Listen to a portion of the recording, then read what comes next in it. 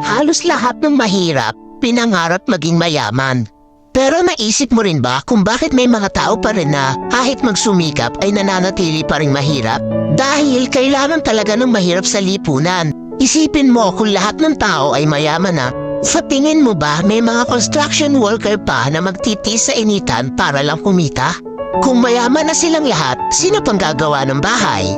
Yung mga magsasaka, kung lahat sila mayaman na, magbibilad pa ba sila sa araw para magsaka at magbungkal ng lupa? Kung hindi na, ano nang kakainin natin? Kung lahat tayo ay mayamang negosyante, sino pang magiging trabahador? Mas marami mang mahirap sa lipunan, pero sa totoo lang, sila ang higit na kapakipakinabang.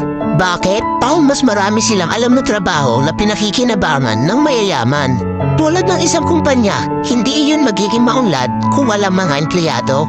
Kahit na gaano kahirap ang trabaho sa isang kumpanya, kahit